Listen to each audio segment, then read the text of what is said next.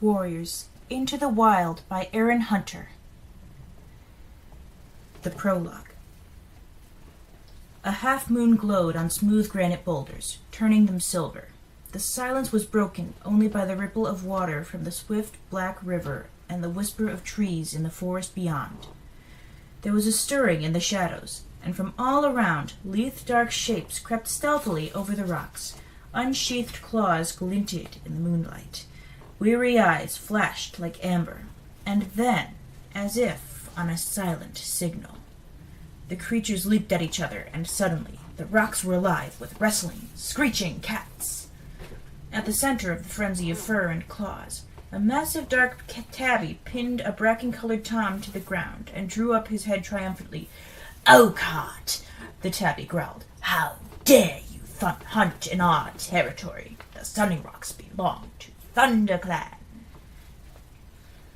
After tonight, Tiger Claw, this will be just another RiverClan hunting ground," the bracken-colored tom spat back.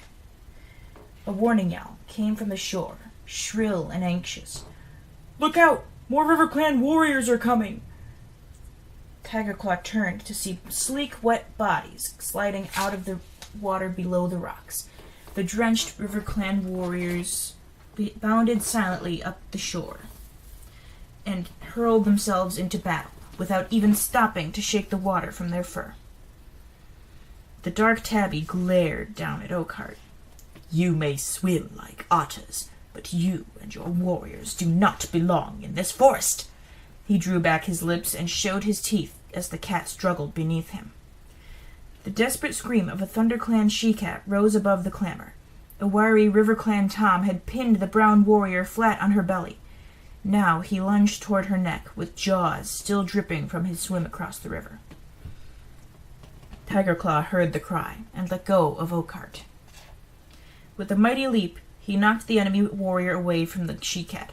"Quick, Mousefur, run!" he ordered, before turning on the RiverClan tom who had threatened her. Mousefur scrambled to her paws, wincing from a deep gash on her shoulder, and raced away. Behind her, Tiger Claw spat with rage as the RiverClan tom sliced open his nose. Blood blinded him for an instant, but he lunged forward regardless and sank his teeth into the hind leg of his enemy. The RiverClan cat squealed and struggled free. "Tiger Claw!" The yowl came from a warrior with a tail as red as fox fur. "This is useless. There are too many RiverClan warriors." No, Redtail. ThunderClan will never be beaten." Tiger Claw yowled back, leaping to Redtail's side. "This is our territory." Yet blood was welling around his broad black muzzle, and he shook his head impatiently, scattering scarlet drops onto the rocks. "ThunderClan will honor your courage, Tiger Claw, but we cannot afford to lose any more of our warriors," Redtail urged. "Blue Star would never expect her warriors to fight against these impossible odds. We will have another chance to avenge this defeat." He met Tiger Claw's amber-eyed gaze steadily, then reared away and sprung onto a boulder at the edge of the trees. "Retreat, ThunderClan, retreat!" he yowled. At once his warriors squirmed and struggled from their opponents. Spinning and snarling, they back toward Redtail. For a heartbeat, the RiverClan cat slipped confused. Was this battle so easily won? Then Oakheart yowled a jubilant cry. As soon as they heard him, the RiverClan warriors raised their voices and joined their deputy in caterwauling their victory. Redtail looked down at his warriors. With a flick of his tail, he gave the signal, and the ThunderClan cats dived down the far side of the Sunning Rocks, then disappeared into the trees. Tiger Claw followed last. He hesitated at the edge of the forest and glanced back at the blood-stained battlefield. His face was grim, his eyes furious slits. Then he leaped after his clan into the silent forest. In a deserted clearing, an old gray she-cat sat alone, staring up at the clear night sky. All around her, in the shadows, she could hear the breathing and stirring of sleeping cats. A small tortoiseshell she-cat emerged from a dark corner, her paw steps quick and soundless. The gray she-cat dipped her head in greeting. "How is Mousefur?" she meowed.